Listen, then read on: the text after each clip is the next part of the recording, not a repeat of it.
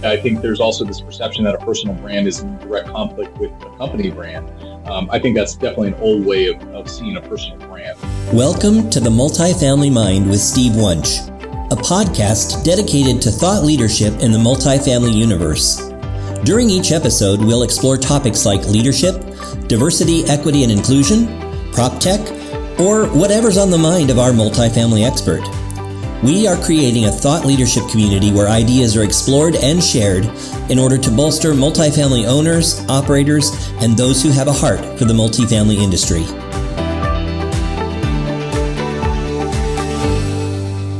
Welcome to this episode of the Multifamily Mind. I'm Steve Wunch, your host, and today we are pleased to have joining us Tony Sousa. Tony is the VP of Marketing Relations for RPM Living. He's a respected thought leader, providing a very unique and experienced perspective on today's most relevant topics. And I've had the privilege of knowing Tony virtually for several years now, way back to his Embry days. But he's got a great and diverse experience in the multifamily universe. He worked in California and Texas markets. He's led experienced teams all across the country working on a range of different asset types, from value add to luxury Class A assets. He's got a unique background, too, as a TV journalist prior to his experience in multifamily. He's passionate about people, operations, technology, culture, and, of course, his family. And those of you that follow him on LinkedIn like I do are very familiar with who he is and what he brings to the conversation. He's currently on the board of directors for the San Antonio Apartment Association. Love me some San Antonio Apartment Association people. And he is a committee member on the Texas Apartment Association's Education Foundation, which is great. And TAA is one of the best events in the country. They're lucky to have you on, Tony. And he currently serves RPM as the company spokesperson for the RPM brand. So welcome to the conversation, Tony. Steve, I'm grateful that you asked me, man. And I'm excited for this conversation. I know, I think we've chatted on the in-between, but to have maybe a more in-depth conversation, I don't know if we've had that. No, we haven't. I met you the first time when we had that meet and greet at Apartmentalize in Atlanta last year. Yeah. And we shook hands and I was like, oh, well, the most interesting man. And then it was like everybody kind of scattered and that was it. Yeah. So stand by. I think we're going to figure out how to do 2.0 in Philadelphia. So that'll be fun. Excellent. Excellent. Yeah. And you've been busy. I mean, you're everywhere. I don't know how you do it. Yeah, it feels that way, and I'm expecting my fourth kid. So yeah, life is busy, but wow. Thanks. Yeah, yeah, that's awesome. Yeah, I think that's probably the biggest challenge is just getting pulled every which way and sideways. And then, not everybody realizes when you're this visible, 50 DMs a day is pretty intense. Tony is, so he's known as the most interesting man in property management, like the Dos Equis commercial guy, right? But all lies, though. No, it's not. It's not. It's true. But he's got such a follow. How many followers do you have now, man? It's approaching 20,000 now, which is which is pretty fun. Yeah. And of those 20,000, probably 10,000 a day will send Tony a direct message because they're looking for work or they need his advice. Yeah, it's about 50 a day, in all honesty, which adds up quite a bit. And I don't have a virtual assistant or anything like that. I try to get back to everybody. And the thing is, and Steve, you know this, I mean, it's like, also when you have this brand of Tony from the block and a relatable brand, which, I am who I am, I feel bad ghosting anyone, Yeah. So I try to get back to them in a very timely fashion. Nothing worse than I reached out to Tony in a genuine way and that, and that douchebag never got back to me. Well, you set the bar high because you do take the time to respond to people. And so now that's kind of the expectation. But I love that about you because you care about this business. You care about the people.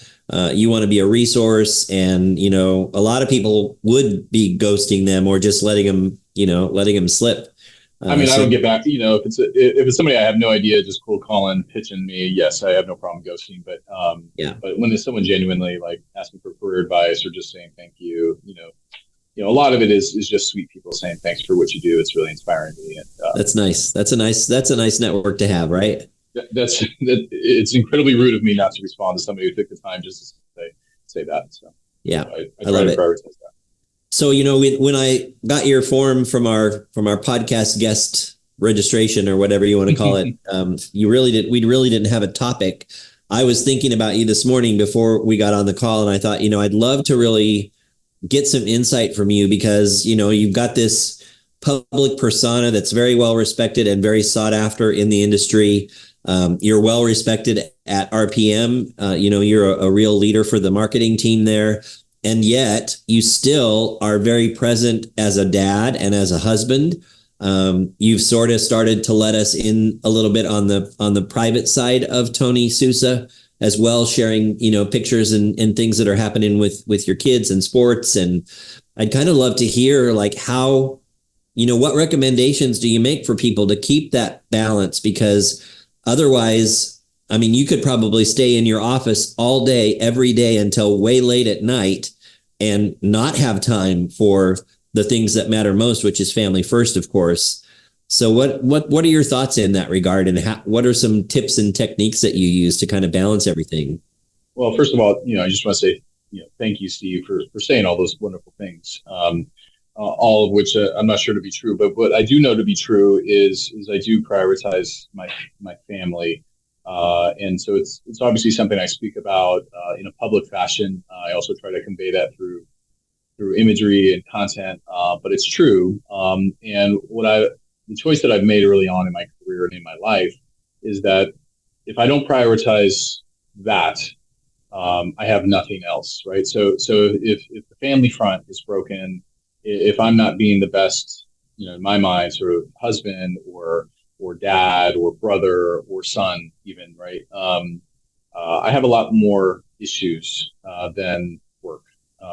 Work to me is like riding a bike. Work is work. I have the luxury of doing probably funner work than some would argue that they do. So that's also very much a blessing as well. So I think I just try to live life every day with great gratitude, but also responsibility and understanding my priorities very clearly. And so, but I've also found a way in my career to work 200 miles an hour in my 8-hour job, so that I can leave at a reasonable time. And when the kids were young, I had to get home and help with baths and and reading time. And I have a new baby coming in May, and so it's going to be kind of a reset all over. So I knew I had to compete in the working world. I had, as a busy dad, as a young dad at times, with a lot of responsibility, I just knew I had to prioritize family. And if I was to do that, then that just meant that I had to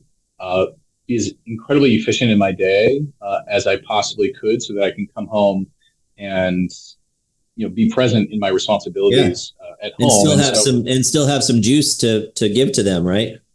Yeah, and I think what people don't realize is the more you stretch yourself, the more you realize you have stretch to go. And so over the years, I've stretched myself and realized, wow, okay, you have more bandwidth, and even to this day. And I think that your comments earlier, like it feels like you're a little bit of everywhere, and maybe I am at times.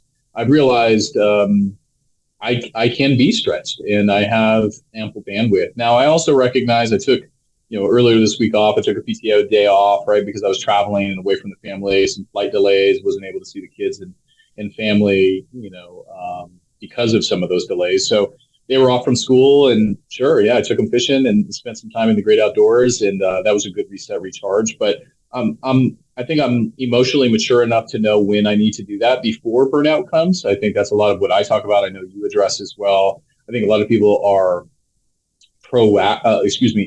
they react to their burnout versus being proactive before burnout gets there. And I think that's key for anyone that may be listening. It's been key for me over the years is to see burnout coming or stress or whatever the case is, kind of down this tunnel.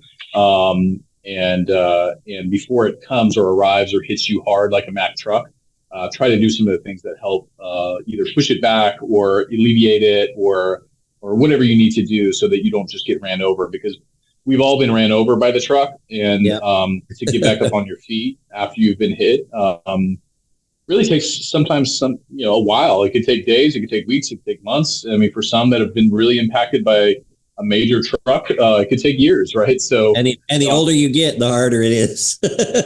right. Yeah. We all know that, the older you get, the more, the harder the fall, it feels like sometimes too. Right. So, so just trying to be proactive and preventative in a lot of ways, because I know now, whether it be on podcasts or now in person, we have upcoming conferences happening. I have the privilege of emceeing RPM1.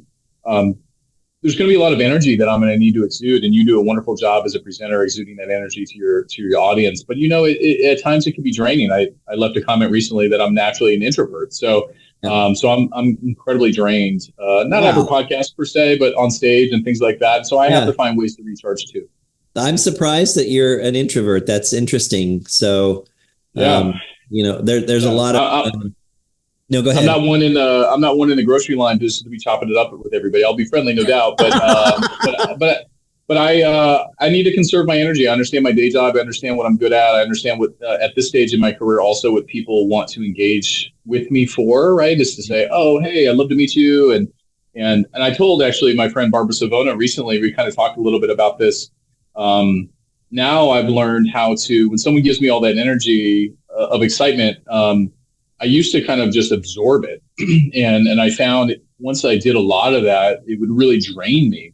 Yeah. And so now what I do is when they come with that great energy, I try to like literally like pickleball it back to them, right? Like, hey, it's great to see you too. And thanks for being so nice and so kind to me. Like that means the world to me. And so I found just emotionally, I'm rubber, you're glue, whatever you say to me bounces off of me, sticks to you, I guess is the term, right? Like here, you take that energy back because I can't absorb it all day and still kind of be my best self, at the end of the evening, either with my family or with colleagues or friends. So. Sure. But what I love about you too is that you can be, when you're with somebody, you're with them. And that's a real skill that it takes a lot of practice. The art of listening and really locking and loading into who you're with and to be present is really cool with you.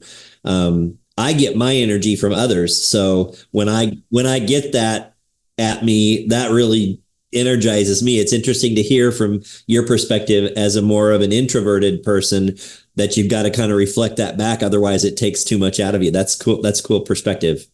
Yeah. It's one that, I think as instruments and as people, we have, it takes a little while to kind of learn what works best for you. And it's taken me a little while to figure that out. At first, with a lot of this visibility, I was kind of like the Dave Chappelle, like I wanted to run to a foreign country and hide under a rock for a little while.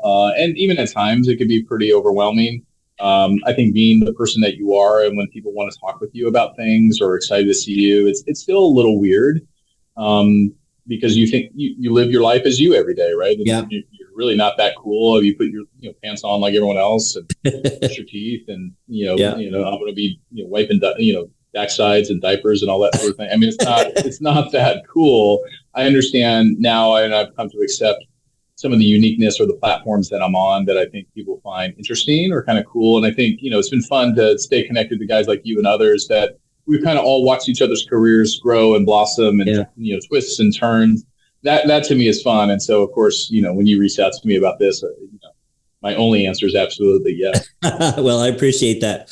I'm curious to know, do you have kind of like any kind of rules of thumb? Like when you're like, for me, when my day is done, my work day is done, it's done. Like come 5:30 or whatever time it is, whatever time zone I'm in, I really try to turn it off so that I do have the opportunity to really, re-energize or whatever it is I need to do. Do you have any rules like you don't email after a certain time or you don't send emails on? Because I mean, you're managing a team now of marketers at RPM, and I'm sure that there are marketing demands that happen 5 days, 7 days a week, 24/7. What recommends do you make, or what habits do you have that you think would benefit from our listeners? Well, two things I would say is know your capabilities, your bandwidth, and your tendencies. I think a lot of us have tendencies to be workaholics, me included, and so if that is not a positive quality in your household or for you as you perceive it, then be aware of the boundaries that you need to create to limit your addiction to your phone or emails or other things like that. For me, I I don't stop creating in my mind. Yeah. I think that's probably what I've realized is the essence of a true. It feels weird saying this, but a true artist, right? I'm always thinking about how to tell stories. I'm thinking about my own story. I'm thinking about my family's stories. I'm thinking about different ways to put things together. Uh, but I'm also not burnt out by that. I find it as almost like a intellectual hobby, or in a way that really I think brings me joy. It's almost my mind is colorful in that Yeah. way, right? And there's always things processing and coming and going, and also part of that is the presence of being present in life and interacting with individuals, whether it be at an event or interacting, in a very present way with a cashier at Trader Joe's, right? Yeah. Or even trying to be present with my little ones at times. So I don't have a hard and fast rule. Put your phone, in the bucket by 5 p.m. You have to remember, prior to my marketing, time now, I was in operations, and I would Right. say that those levels of fires and frequencies of fires Yeah. far supersede a lot of what I do even now today. So having been an operator through the pandemic and everything that was happening there, like I may have wanted to work at 200 miles an hour. I'm probably at post pandemic, I'm at 250, 300, as a normal speed, right? Because we Right. all had to accelerate. Yeah. So I find that even in this role now, although I'm busy, it almost provides me more of a quality of life and a balance. And probably also, allows me to lean into probably some of my greater gifts as a creator, as an artist, as a communicator, that I always had as an operator. I just probably didn't get paid Have as a day time job for to them. do that. Right, right. And I was always mindful, of the perception of an operator being this communicative or this, creating this much content, because there's clients and there's others out there like, okay, well, you're out there, but are you focused on my asset, right? Like, and obviously you can do both, but so that was a different life, but it also helped me accelerate and understand the speed at which I can operate. And I've also realized that I think high level executives and other leaders can operate at a very high speed if you challenge yourself over years to sustain that. Yep. And I have, and I enjoy that speed. Cool. So a couple of things popped into my head while you were talking. The first thing was, I love that you called yourself an artist. And you actually kind of paused and were like, "Oh, I kind of hate to say this, but I love that you think about artists and who they are and what they do, and like it's a vulnerability, it's a putting yourself out there, it's a sharing a side of you that maybe you're not really used to sharing and putting it out into the public forum for other people to look at and critique. But I do love that you said that, because it is an art, what you do and how you do it and how you're able to manage all of the things, all the balls that you're juggling. It's just amazing to me to watch. The second thing is, you're running at like 300 miles an hour, right? How do you set the tone for your team? Because I know your expectation for the folks that are on your team isn't, you guys got to keep track with me. You got to keep neck and neck. We got to run the same speed all the time, because not everybody is going to be operating at the same level that you are. So how do you kind of set that performance bar or the expectation for your teams to know that this is what I do, this is how I do it, you're going to do it differently, and how do you kind of set that tone? Well, I think as a leader, it's a great question, Steve, and thank you for the compliment on the latter comment. You bet. I think my job as a leader is not to say you have to be, or you have to be the speed in which I operate. My job as a leader, as I see it, as I work with my team members, and throughout my career, this isn't just now in any ways. And we work in a different way now, in a more collaborative way on the marketing team. Not that we didn't before as operators, but there was very sort of clear expectations as an operator, especially in this business.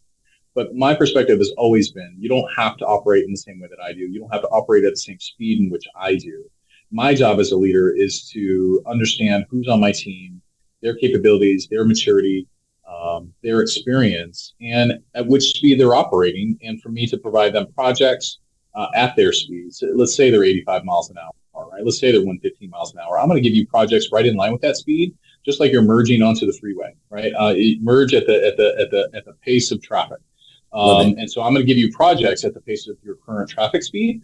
But at the same time, I think hopefully as a good leader does, I'm going to challenge you to increase your speed by 5 miles an hour every 90 days, right?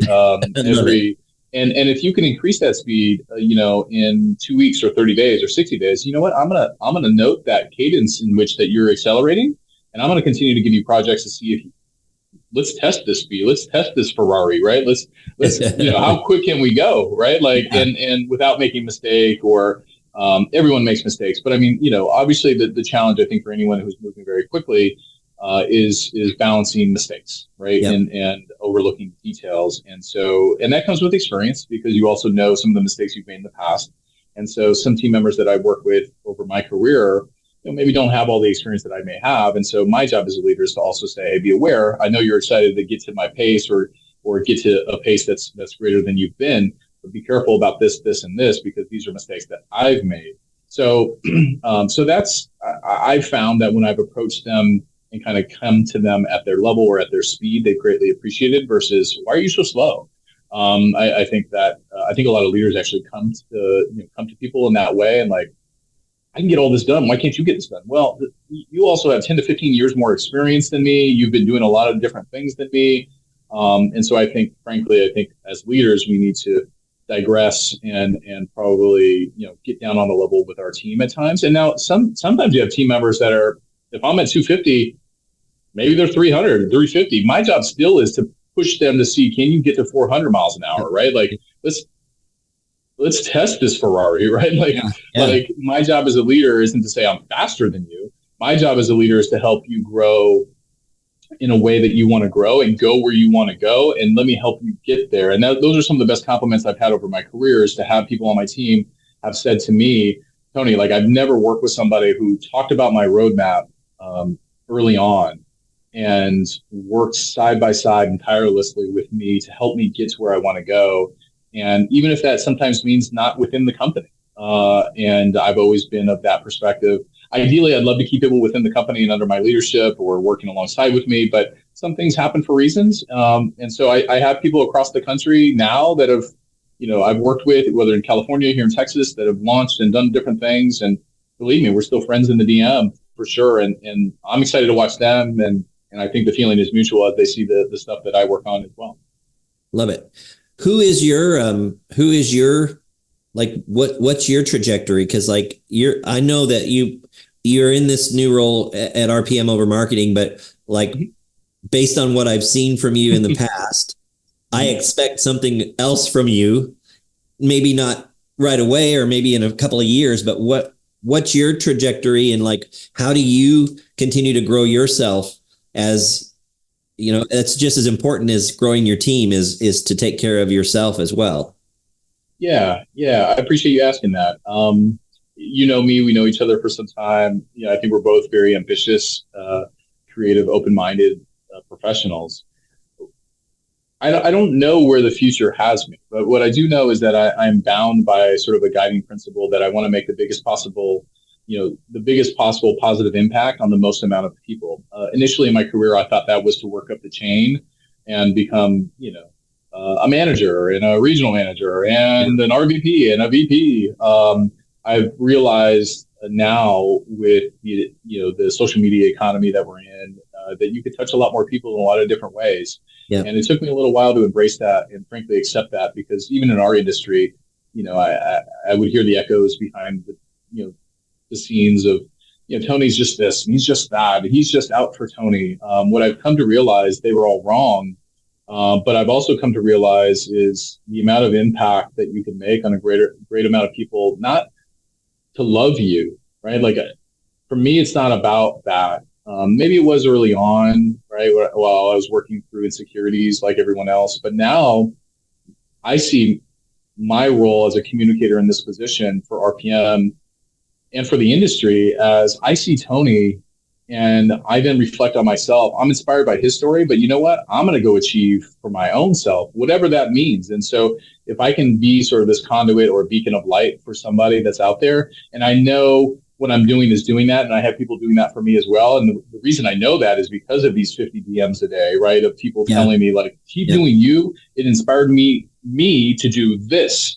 And that makes my day, right? And it doesn't mean that they're going to be the company spokesperson or even do anything that I did. And sometimes it's cross industry, which, it's outside this industry. They're doing cool stuff, but they were inspired to see me come up and through and fight through some of the mediocrity of every industry, or, the pushback of anything new or creative or whatever the case is. And they know that I've, had to navigate that world both, publicly and corporately, to where now I think we're really shattering some glass ceilings, which is exciting.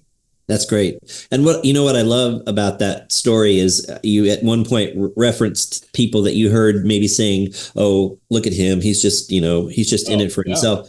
And I think what it comes down to is when you take the time to listen to someone's message, and when you take the time to look at your post, and maybe it's a picture of you and you look fabulous because you're always dressed really well, but there's content there as well that is important. It's valuable. It has meaning. And I think when people just take for face value what's out there on social, they miss opportunities to really connect with people like you who are looking to make an impact, not looking to make a name for themselves. But by doing so, by trying to make that impact, and being, having a heart for multifamily, having a heart for the people that you're interacting with, you have made a name for yourself. And I think that's really, really cool. Yeah. And I appreciate you saying that. And I've come to realize that it's really based on the insecurities of those people. And I didn't realize that at first, because those people were often of higher rank. Those people were out there doing it before I was doing it. And so I thought maybe they're in their infinite mature wisdom, they're right. Maybe I am doing this so selfishly. And so I early on when I was out there, I was like, I need to really assess. And I think assessing is always a good thing. I've come now to realize that because those same people that were, behind closed doors saying what they were saying years ago are now the same people saying they want to collaborate. Right. So, and they're my biggest fan, right? Like, I've always supported you. And I'm like, okay, listen, as Coach Prime says, I forgive, but I keep receipts. So I'm well aware of who those, long-term people have been supporters. And when they interact with my content, I am first to say thank you for the years of support. For those newbies that want to come back around and say, I've always been there for you. Listen, I'm still going to be courteous, but I also have a memory as well. And what I take the most pride, Steve, is what you said is the, how I've been able to sort of grow in visibility. Sure, there's been some thoughtfulness and formulaic efforts of communication, but I think at the end of the day, what social media really does a great job of, especially LinkedIn, is I don't think that I would be where I am today in a level of visibility if I was only skin deep. You have the book cover you do. You're blessed from a societal perception or not. I don't know even what that means anymore. But and I've always liked style. I was a 9-year-old Elvis impersonator. Some of my stories. So I've always been eclectic. And when you're younger, you were teased greatly for it, and you were called a lot of names. Now, I got guys from high school that used to tease me too, like, bro, like, tell me where you shop. I'm like, like I got time for that, man. But you are who you are, and if I take any compliment of anything, it's I've been committed to being true to who I am, like it or not. And I also think the elevation of my voice in some ways in multifamily has been because I've been true to who I am, and there's substance there. I'd like to think so. And you've been willing.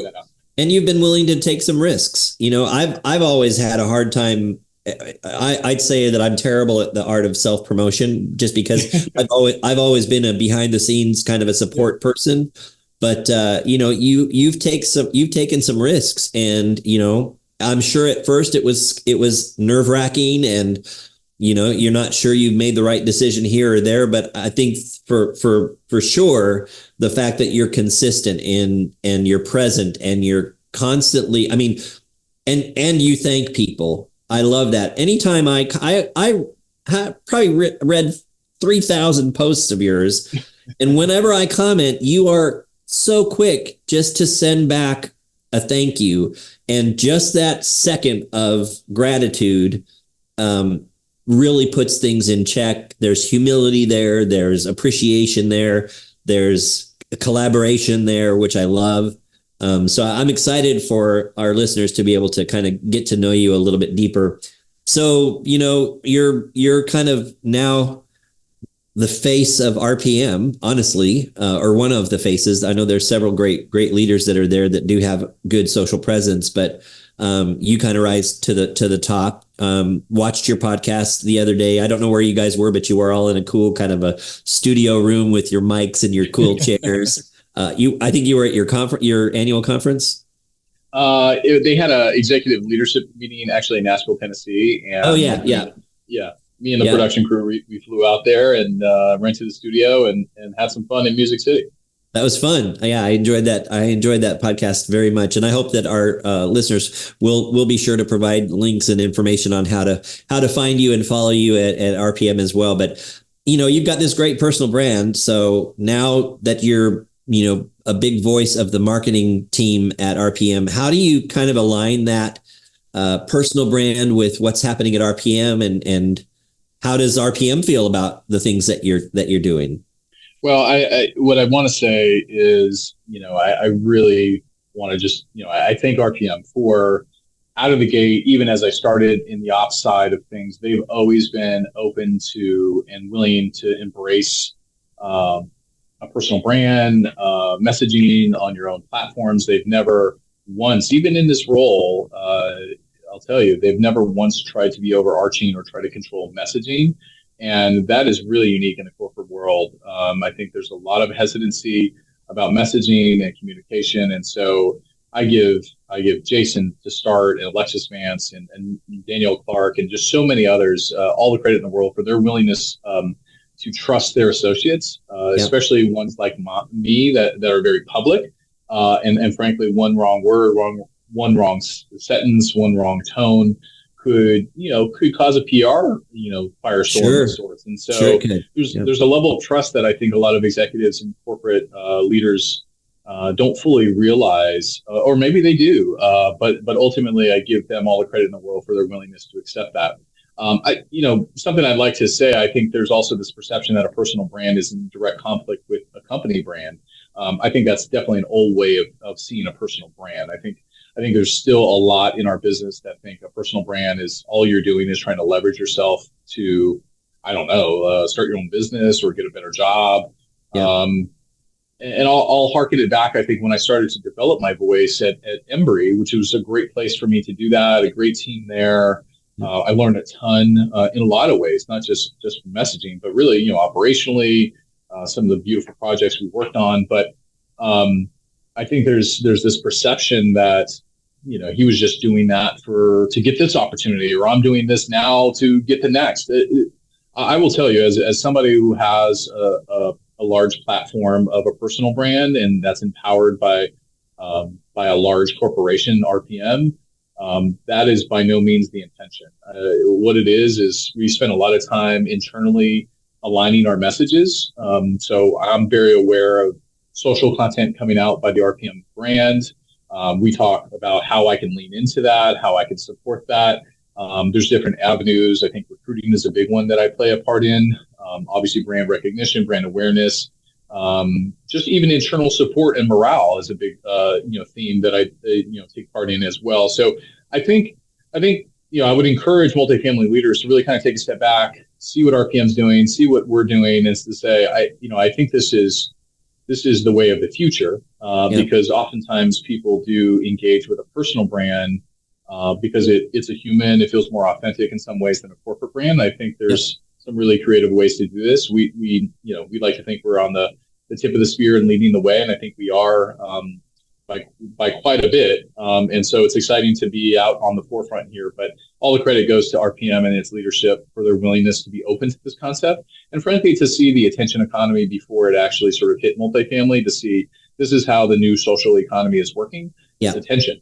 And if you can garner attention in a positive way, it's valuable. And for sure. And they brought me in, and I think they think I'm valuable. I know they do. Otherwise, you wouldn't be doing what you're doing, and you wouldn't be doing what you're doing, and they wouldn't give you that level of trust had you not been as consistent as you've been. So again, I think that's a theme that is kind of pervasive through our conversations today is, authentic, consistent, supportive. And in doing so, you've really created this amazing personal brand for yourself.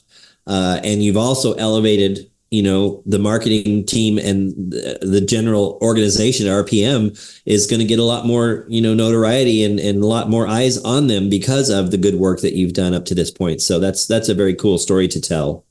Yeah. Thanks, Steve. Yeah. Yeah. I think, any point I want to add to that is not that it's a humble brag, but to be honest, I think our team kind of low key thinks we're just scratching the surface here. And I'm pretty confident that we are. I think probably the artist and the content creator in me that has come alive is really excited to do a lot of different things. I follow a lot of leaders across the country, not just in multifamily, but that have social presence and those who don't, but just a lot of different ways that we can engage an audience. And I think we've done a good job in the last 6 months. I've only been in this role 6 months. And so can't believe it. It seems like so much longer. Yeah, it really does, even for me. But I think the next 6 months is going to be on a rocket ship to the moon. And I think after that, it's going to be out of this world. So we're excited about it. And I think this challenges all of us as visionaries, marketers, content creators, people that message and communicate. Yep. And we're excited and we're here for it. And frankly, I think it's also what we're really good at. Yeah, I'm agreeing with all those statements, and I can't wait to see what comes next for you.